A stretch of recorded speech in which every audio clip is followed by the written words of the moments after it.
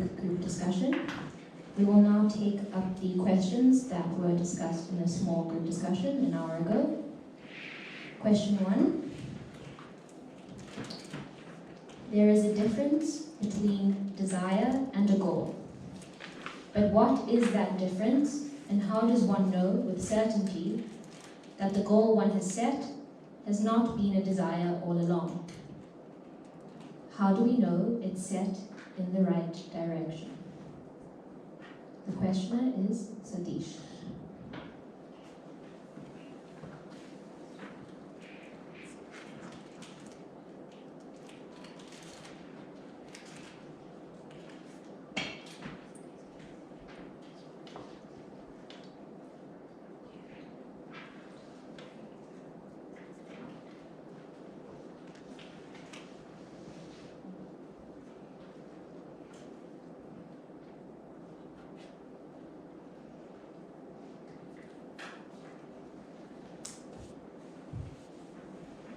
So Satish, after the discussion, you still have a clarification or anything to clarify on this?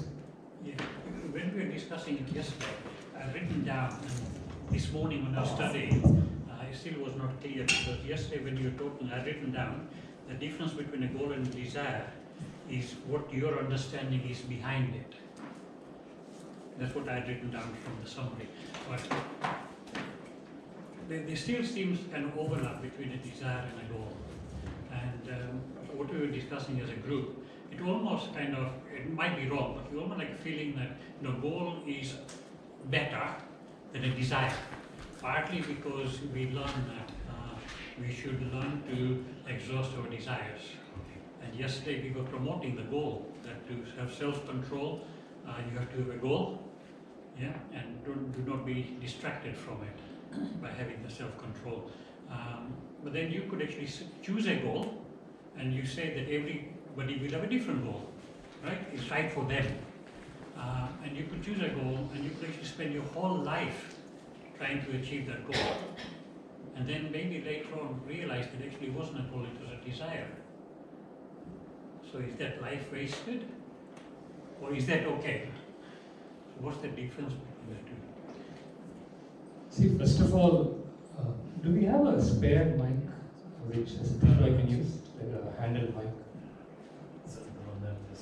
Oh, sorry.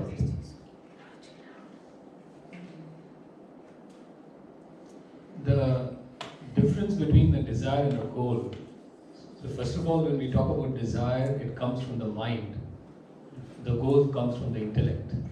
So by definition, desire is something which has no reason. There's no thinking behind it. There is no reasoning behind it. The mind can desire anything. The reason why we put the goal higher than the desire is because it is vetted by the intellect. So even if you have a desire to serve others and help others, it has to be vetted by the intellect. So unless the intellect sanctions it and confirms it, and there's a stamp of reason given to it, there's no thinking behind it. It's indiscriminate. So that's the danger with acting on the desire. So when you're acting on any desire, however noble it may be, however positive it may be, desire by definition is indiscriminate.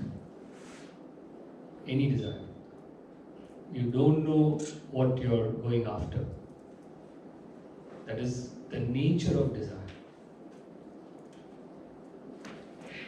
There is a topic in the fall of the human intellect, and the topic is you do not know what you want. I would suggest you read that. Every one of us should read it. You do not know what you want.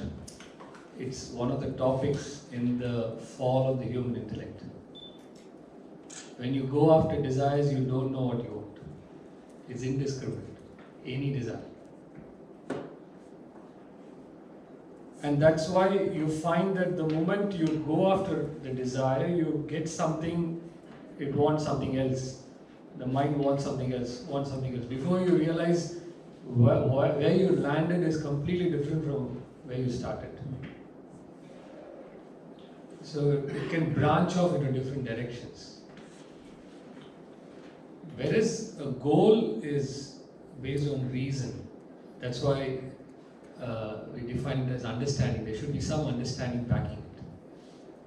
I did mention that when you fix a goal, it may also be a desire. In other words, you may also want to do it. You may also like to do it. But the more important factor is whether the intellect is given the sanction. That's what makes the key difference between the goal and the desire.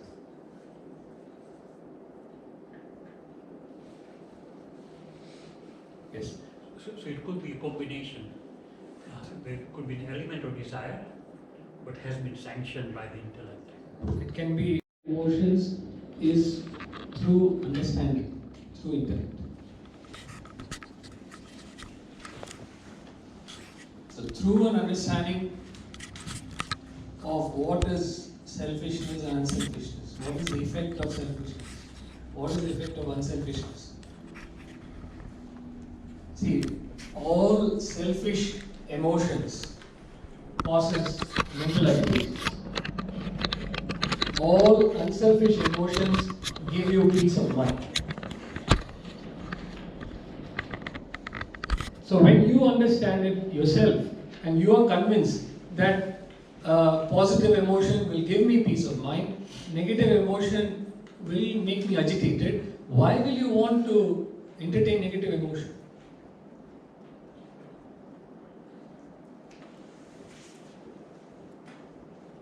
So it comes through a gradual understanding of the effects of various emotions, and that happens happens through knowledge, through an understanding.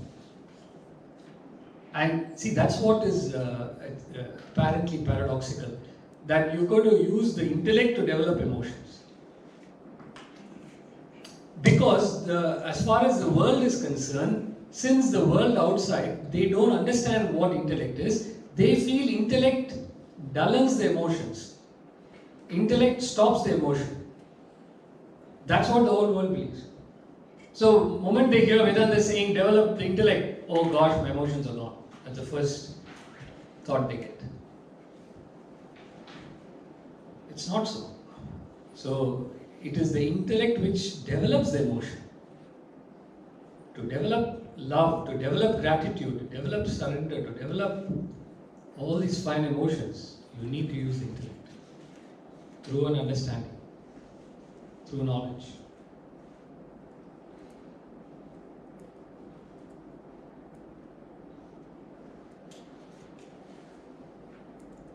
Otherwise, you can keep on going to temples or churches or mosques, and still your emotion will be gross. It will still be selfish. It's not the number of visits you make to the place of worship. It's not the number of bhajans and prayers you attend. Because if the selfishness is within, it will manifest as a negative emotion. See, a father and son went to Mecca. Swami Ramatita gives this example. He says the father took his son to go to Mecca, and early morning they have a prayer. So there were a few people staying in the tent, and when the prayer was announced, call was there, they came out of the tent to pray early in the morning. And the father woke up and he woke his son up, and both of them were outside and they were praying. And when they were praying, the son is tapping the father. The son is restless. And we have a son in front of us. It was like that. So that's the nature of the son. So the son, Dad. He said, what son? So Dad understands that. So he says, what? Dad, all of them were sleeping inside. All the others in our group, they're sleeping inside, you know. Father said, why don't you also go and sleep inside? You go. You don't have to pray. You understand? See, So if you're thinking of that in that environment, it's a selfish. You got to go inside. You're criticizing. Father said, "Go inside. You sleep." So to pray. So it's not enough to be in a pure environment. You can be in a pure environment and still have negative thoughts.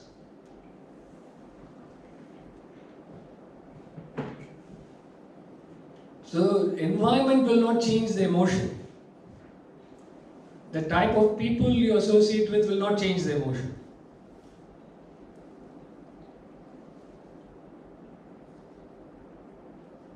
You will carry the negativities into that environment. You will pollute the environment with the negativity. The only way is through the intellect. And since this is a long-term commitment, you won't see the result immediately.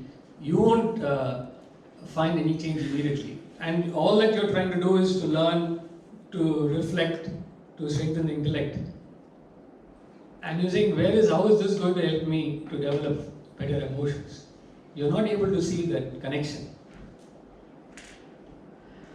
But you just stick with it, the change happens. Your emotions become pure, fine.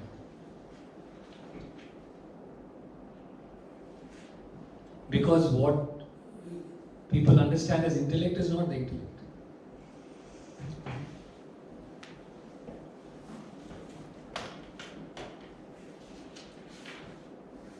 See, the difference between a jnani and a bhakta. What is the difference between a jnani and a bhakta? A bhakta is a devotee.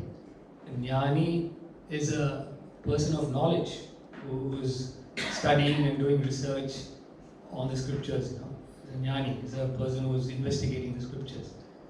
Whereas a bhakta is opposite of that. He is not investigating the scriptures. He is a devotional person. A true jnani is not different from a true bhakta. A true jnani and a true bhakta are the same. The only difference is in the manifestation. So the jnani has devotion but doesn't manifest it. The bhakta has devotion, he manifests it.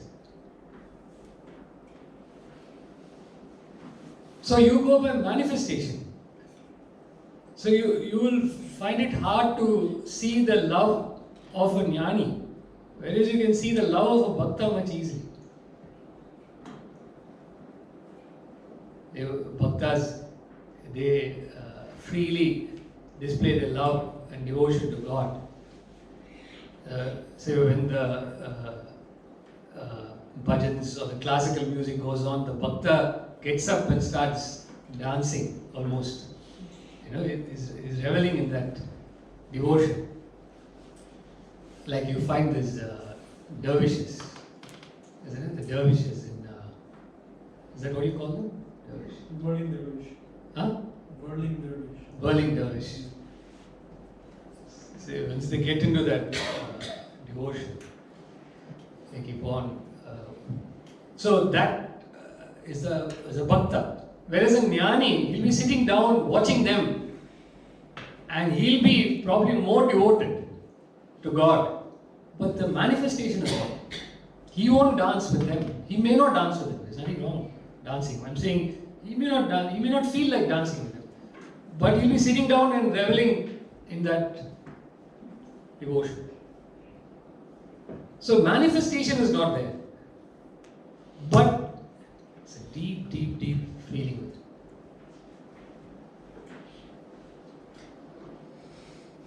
So gratitude, all these fine emotions are internal. You may never manifest it. Others may not even know that you have it. But one who has it will know that you have it. He'll say hi to you. And the guy who has gratitude will know who has gratitude. The guy who has love will know who has love. But if you don't have love, you won't know who has love.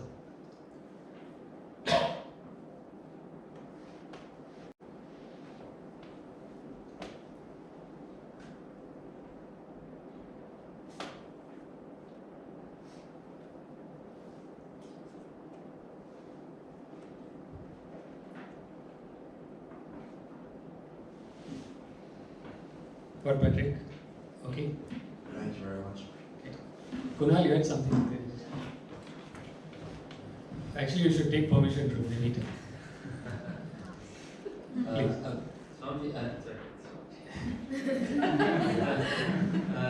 A bhakta, Jnani spends his time developing his intellect, and a bhakta doesn't, right? He's more devotional, so he's not spending time developing the intellect. So how does the bhakta have the emotion if he doesn't have the strong intellect to create those emotions? Subtle intellect. So the bhaktas, when we say intellect, you're talking about the gross intellect. So the bhakta is not reading scriptures as such. So he's not employing the gross intellect, but he's using the subtle intellect. So directly the subtle intellect guides his mind towards God. So that's why the bhakta doesn't find the need for reflection and study and all that. He says, why you have to study? God is the greatest, man. God is the highest. Whatever we get in life is God's gift. Why be result oriented? Don't worry about results. It's all God's gift, whatever He gives. Inshallah. He has that devotion. That's it. He's convinced about it. He doesn't need the verses from the Bhagavad Gita to convince him that if you are result oriented, this will be the effect of that. He knows all. So he cuts across all that and goes directly. So the subtle intellect transports his mind to God. Whereas the jnani uses the gross intellect to guide the mind towards God. Of course, even the jnani, the subtle intellect is backing it, but the effort is done by the gross intellect.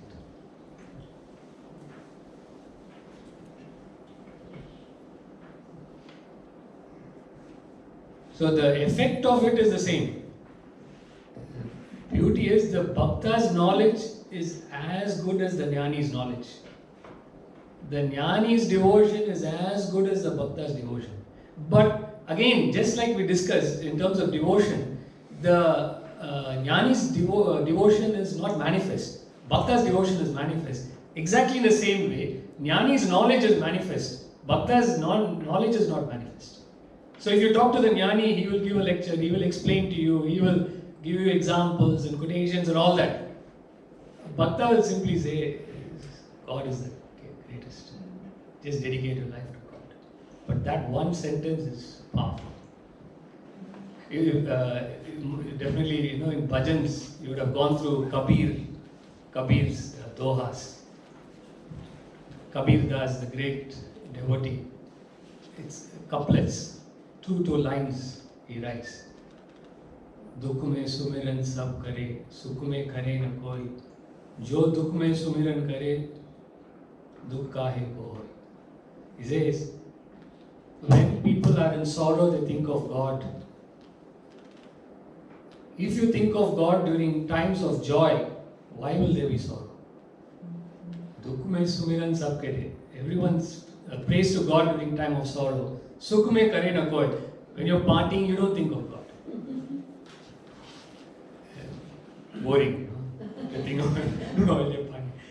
But one who prays to God during the time of joy.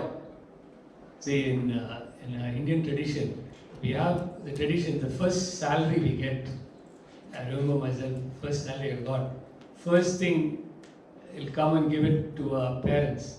And the parents in turn will take it and put it at the feet of the Lord. Straight away they'll take it to the puja room, they'll put it at Lord's feet, whatever, the check or the thing. Of course, you get bank transfer, I don't know what you do. But the thing is that it's all God's gift. So even in times of joy, when you're celebrating, you get the first pay and all that, you're reveling, you think of God, it's His. So if you think of God during times of joy, why will there be sorrow? A simple way Kabir Das puts it. That's a devotee's take on life. That's a devotee's take on. And you got to intellectualize it and learn half an hour, 1 hour, we are trying to understand it. 2 lines, he finishes and goes on. It's incredible. If you can tune into what the bhaktas say, it's just nectar, pure nectar. That's why classical music, Swamiji recommends pure classical music. Pure classical music has got the highest devotion, highest knowledge. Saint Tyagaraja and all these great saints.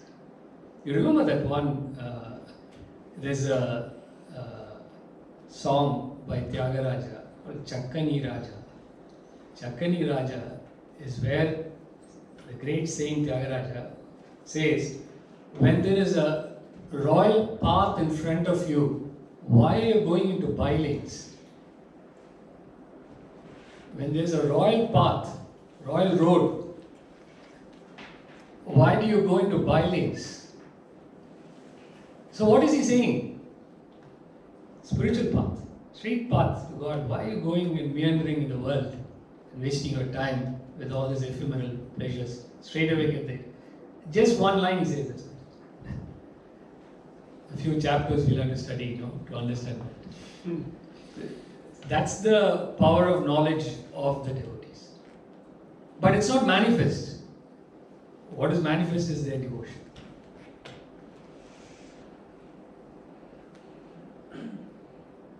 So if you are established in one, you understand the other automatically.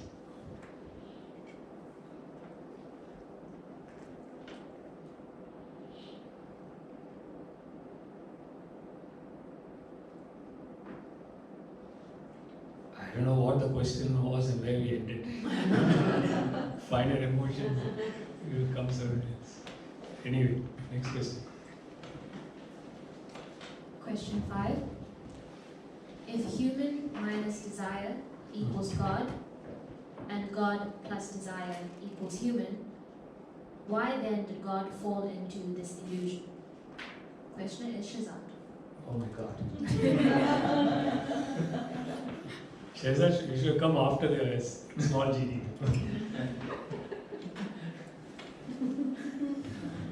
Human minus desire is equal to God, and God plus desire is human. And why did God fall into this illusion? How can God fall into the illusion?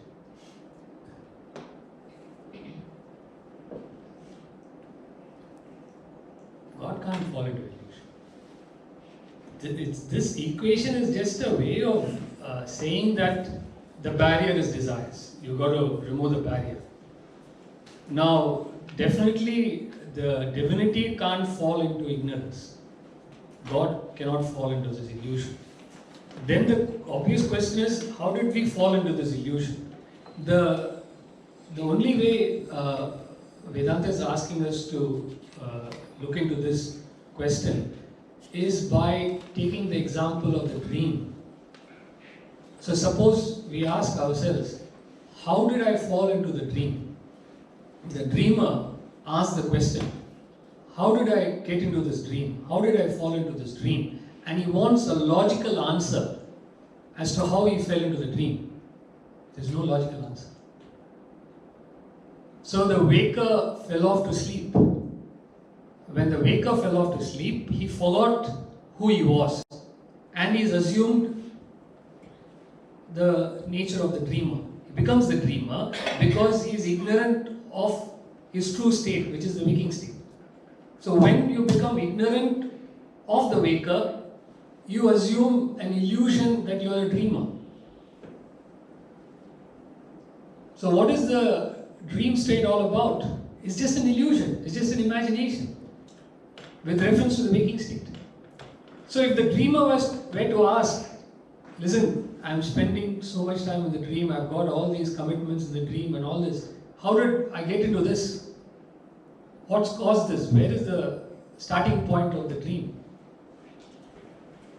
There's no starting point, there's no ending point.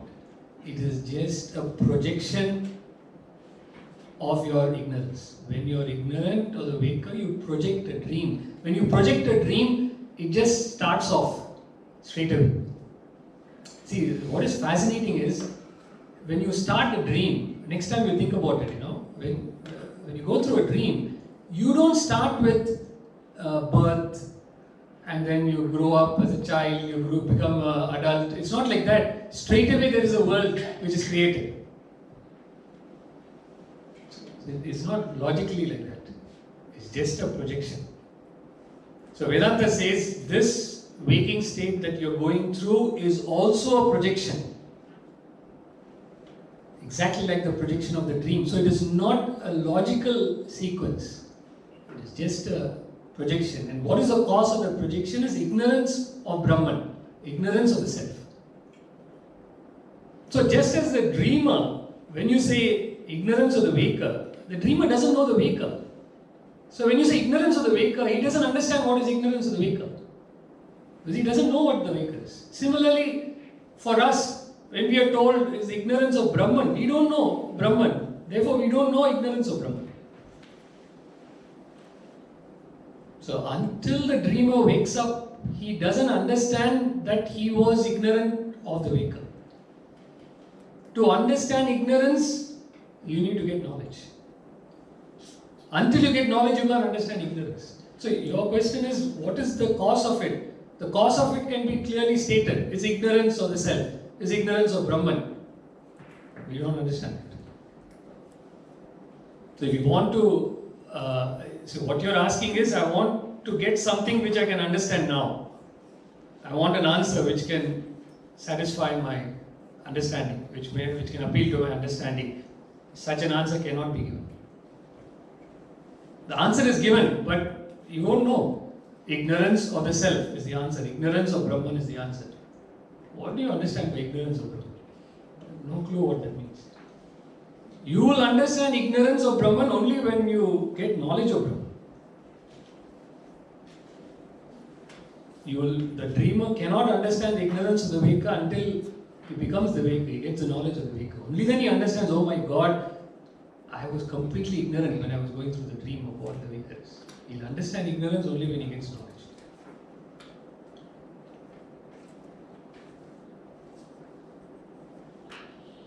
Yes, you wanted to clarify. So, thank you for the answer. My following question from that is then, if this is a dream, then how did the knowledge seep in this dream? If a realized person has woken up, then why is there a need to come back in the dream? There is no need. Nobody is giving. See, they are not transmitting the knowledge of Brahman to us. That's why Upanishads are very careful. If you take the Upanishads to a court of law, they will be acquitted. You can't, because Upanishads are very clear. Upanishad states very clearly, what you are learning is not the knowledge of the self. They are very clear. That's why they classify the Vedas, the Upanishads themselves, as lower knowledge. In the Mundaka Upanishad, they say there are two types of knowledge, para and apara, higher and lower. Lower knowledge, they give a list of what lower knowledge is. Grammar, philosophy, everything. Then they give Vedas. Vedas come under the category of lower knowledge. What is higher knowledge? Knowledge of the self. So the scriptural knowledge, which is the authority, which is what we are going by, is lower knowledge according to the Upanishads. Meaning it is not the knowledge of the self. So what the teachers are explaining to us, what the masters explain, they cannot communicate the knowledge of Brahman to us. They cannot. How can you communicate? But what they are communicating to us is a path by which you can get there. That's why we call it as pointers, indicators of Brahman. There is no definition of Brahman. There is only indicators and pointers. So they are just giving certain indicators and pointers to make us go in that direction. When we go in that direction and hit it, then we will understand what Brahman is. So the Upanishads are not explaining Brahman. They cannot explain Brahman. So all that we are studying in the Bhagavad Gita and Upanishad is not the knowledge of Brahman per se. That's not the pure knowledge of Brahman. The Kena Upanishad, the master says, if you think you know well, you know very little indeed. That's what he means. Because the student believes he's mastered the Upanishads. I've got it. He says, you have not got it. The experience of Brahman is completely different from this. If you think you know well, you know very little indeed. Very little indeed.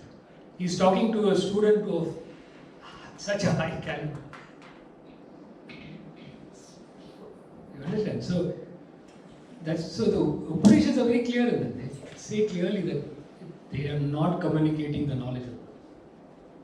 So your question is, how did it seep through? How can it seep through? It cannot seep through. It cannot seep through. But what these great realized souls are doing, this is what is the problem. We don't understand the enormity of effort which the self-realized souls are doing. They are trying to explain to us something which cannot be explained. They are communicating something to us which cannot be communicated. It's enormous thought, enormous effort, enormous strain. For what? It's like Christ says, throw pearls before swine.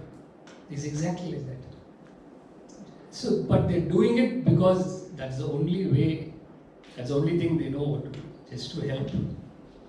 Somebody will pick it up one day.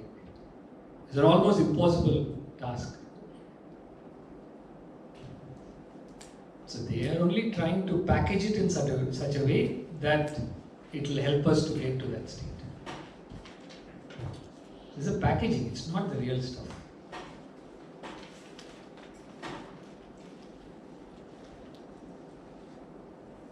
That's why, see, I'm only giving you various examples because I know you've gone through a lot of literature. That's why we say that a self-realized person cannot be understood. Why do we say that? You can't understand a self-realized person.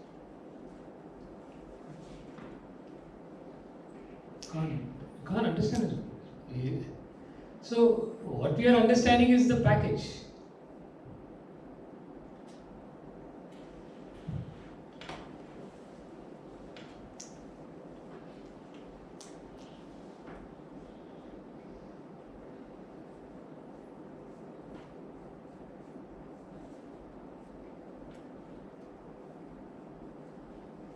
Does it help?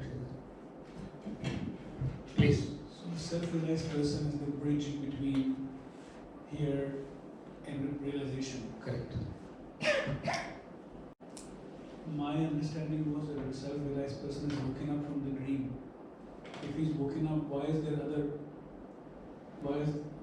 a need to explain other people?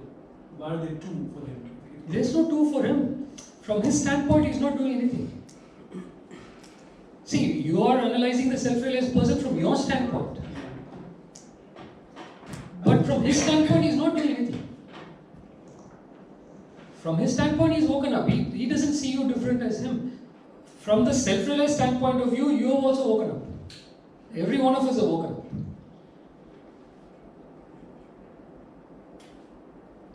But from our point of view, when we see a self-realized person, it's our thought. We are projecting our thoughts on him. Oh, that he's helping us. He is guiding us towards self-realization. So it's a relative understanding of a self-realized person. Absolute understanding of a self-realized person, we don't know. So basically, we're seeing duality. We are seeing duality, correct. We only understand the language of duality. Therefore, we are saying the self-realized person is helping us. He is different from us. Yeah. Because that's the only language we can understand. And that's what the Upanishads are cooperating with. The scriptures are cooperating with our understanding or our limitation. But self-realized person has no qualms like that. As far as he is concerned, every one of us is woken up. So he doesn't understand what's the problem. That's why many people tell serious problem, something they have, and they go and meet Swamiji. And they sit down. They sit in front of him, and then suddenly he just talks something, And then after 5 minutes, 10 minutes, he asks, okay, what was the problem? Nothing, Swamiji.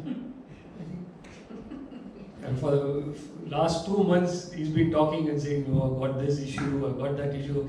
I said, okay, you know what, and I prepare him. I said, listen, you got to go and talk to Swamiji and say this and don't say that and everything. And then you put him in front of Swamiji. 5 minutes, something Swamiji will say, and then he turns to him and asks, what is there? Any problem? No, nothing, Swamiji. I always feel like giving him back. So, see, because from his point of view, you have no problem. So when he sees you have no problem, you feel you have no problem. This is fascinating how it works. You understand? See, when if you see there's problem, then the other person also has a problem. See, if the other person says no problem, it disappears for you as far as you're concerned. So that's why in the company of a self-realized person you feel lightened, automatically lightened. Your burdens are gone. Because he doesn't have that duality. I'm glad you mentioned that. He doesn't have the duality. He sees that oneness.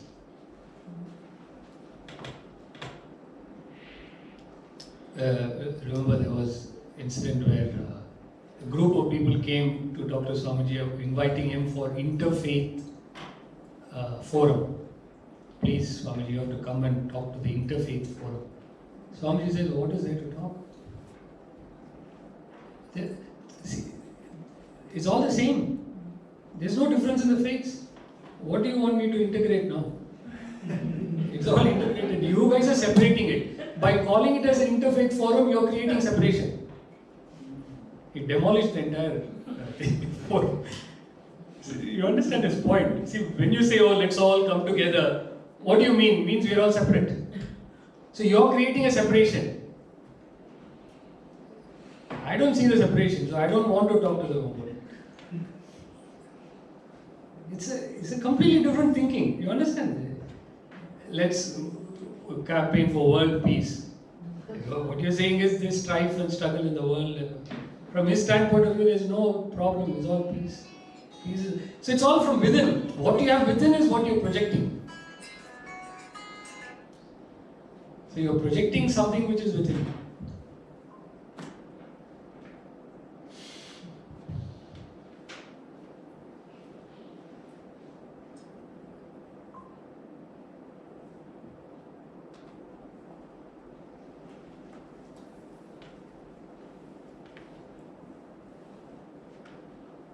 Okay.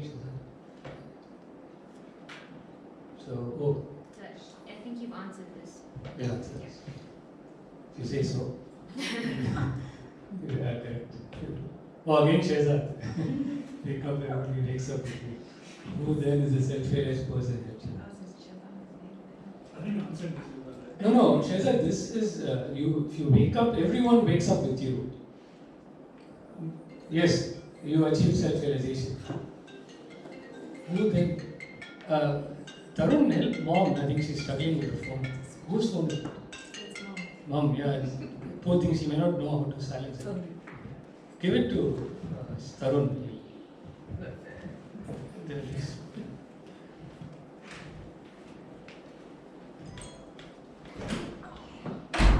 If you wake up, everyone wakes up with you, which is true, which is what we just discussed. So, who then is the self-realized person helping? Nobody. So as far as you're concerned, nobody is there, because the moment you say helping, there's a duality. Nobody is there to help, but nobody needs to be helped. From the standpoint of a self-realized person, who is there to be helped? To become one with everything. But from our point of view, we see a person helping. We see a Christ, we see a Krishna, we see a monkey, we see a Ram, we see all these great souls helping us. Therefore, you project that and say he's a prophet, he's a self-realized soul. We give names, we give terms. Only then we are satisfied. Only then we can relate.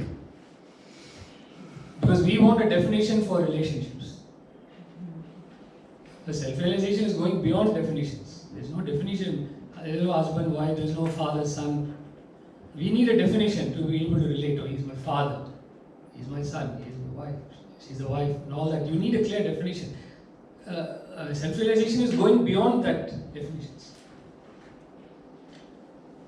In universal love, there's no father, there's no son, there's no husband, there's no wife.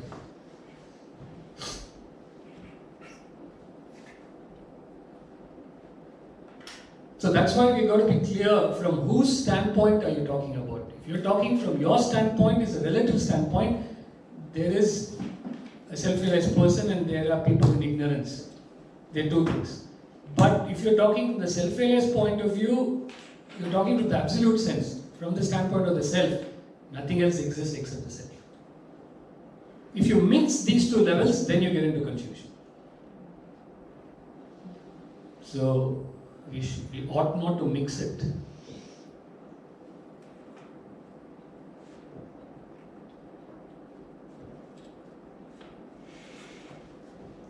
So how many more questions we have? Four. So we can take it up in the next Q&A session. Isn't it? Because we'll have... We'll go for lunch. Huh? One more question? It's a 1 o'clock lunch. It's 12 minutes. Okay. I'm okay. No, you all have been... Unless you're hungry.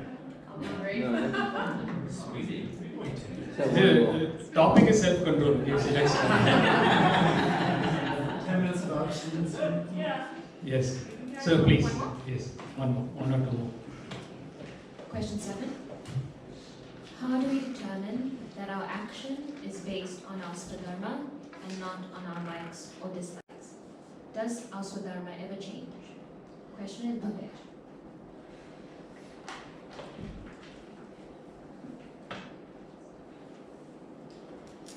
Bhagesh, I don't understand the question. When you're saying, how do we determine that our action is based on a swadharma and not likes and dislikes? What is swadharma? So what we meant by swadharma was, in terms of our inherent nature, if we're going along with that inherent nature, so for example, career, for example, we have an inclination to something, and therefore we're going along with it. But how do we know? The question is, how do we know that we're just not going along with what we're enjoying, what we're liking, and avoiding what we don't like? But it is our inherent nature to do that activity. See, swadharma is defined as a collection of your likes. So swadharma is nothing but your likes. And the predominant like is what you are advised to follow as a career. So swadharma, to be more specific, is your predominant like. Because we like so many things. Now you choose which one you like the most. So you say, I like carpentry, and I'm passionate about carpentry. The whole day I can be doing carpentry. I will not be bored. The whole week I can do carpentry, I will not be bored. So then carpentry becomes your predominant like, your predominant passion. So that is your swadharma. So you follow that swadharma as your career. So you've got to find out what is that predominant like. So sometimes it may not be so clear. It may need a little bit of thought, because there could be two likes which are very close to each other. It could be 60-40 or 70-30. So then you may have to sit and figure it out. Now, but when you say this is my swadharma, it is nothing but your predominant like. But the next step is important. The next step is that though swadharma is your predominant like, when you choose your swadharma as your career and you follow that swadharmic field, you should not act on likes and dislikes. Probably that's what might have confused you. So that there's an apparent paradox in it. So you're choosing like, and then we are saying, don't follow likes and dislikes.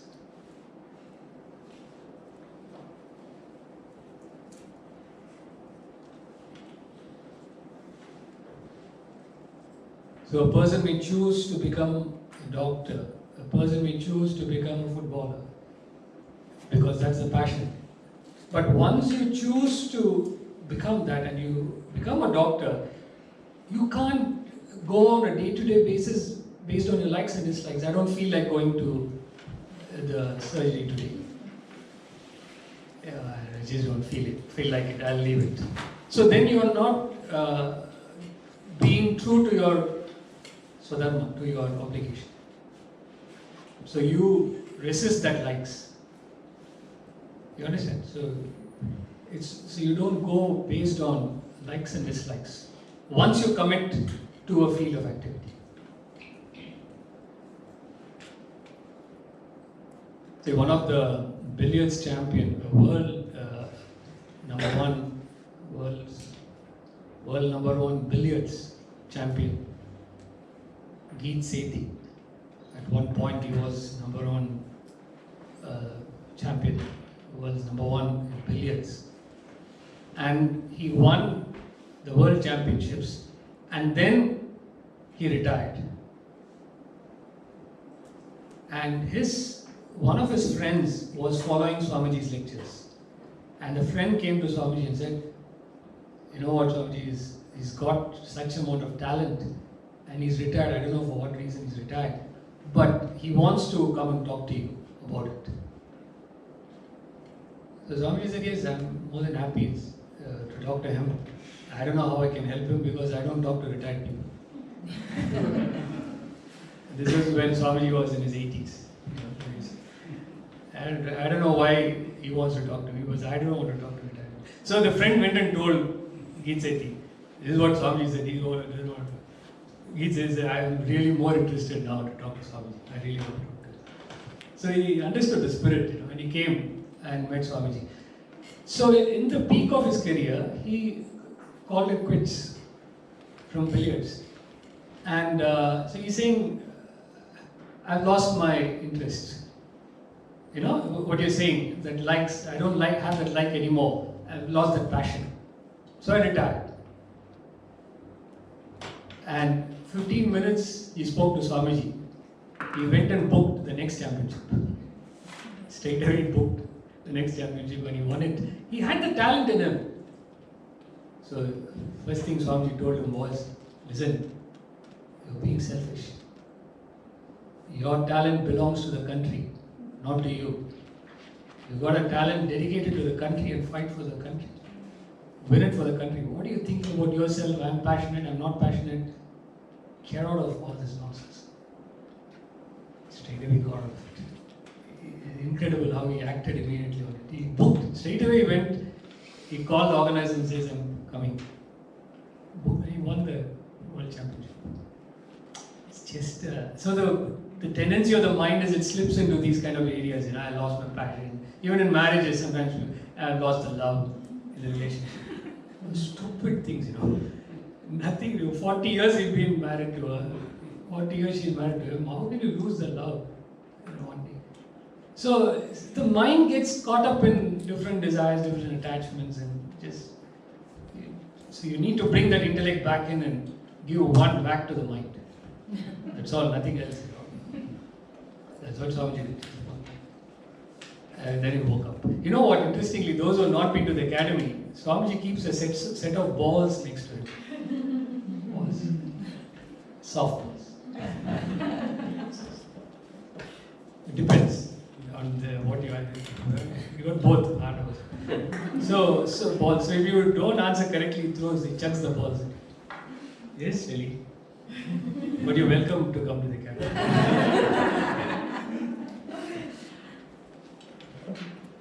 So is a whack. We just need a whack. That's all. You slip into all this madness. Intellect. If our intellect doesn't whack, superior intellect has to whack. Then we say, oh, correct. And we get on.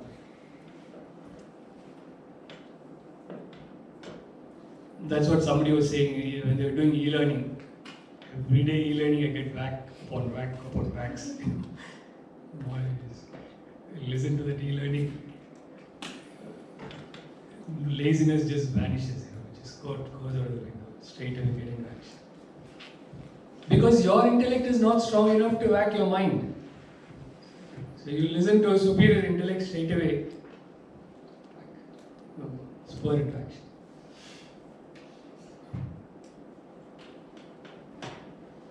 So that's the strength you draw from superior intellect. So coming back, does a Swadharma ever change? Yes, Swadharma can change, but it changes over a long period of time. It doesn't change so easily because it's your predominant nature. Since it's your predominant nature, it will go on and on. Unless you get into a different field and your thinking becomes completely different, then you can change. So dharma usually doesn't change.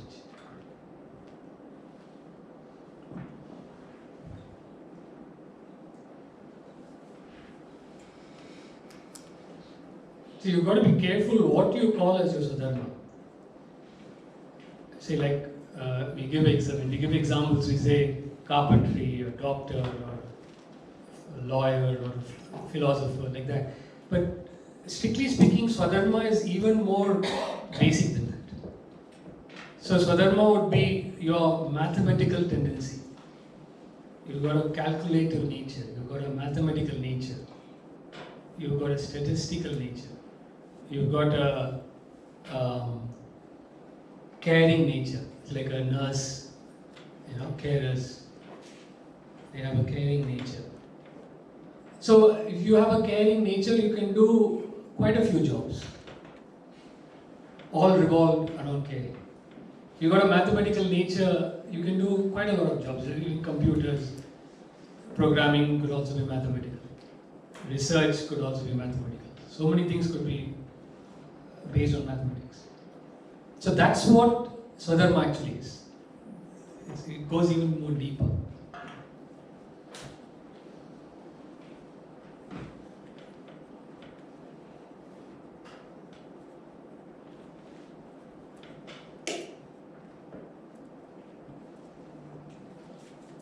So if you look at it that way, then it doesn't really change.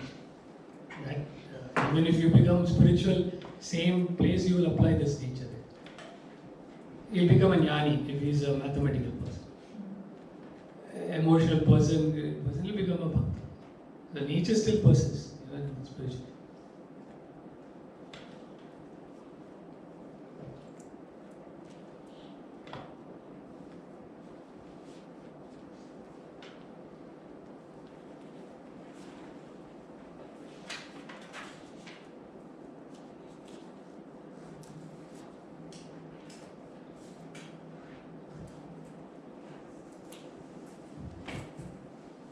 One more card.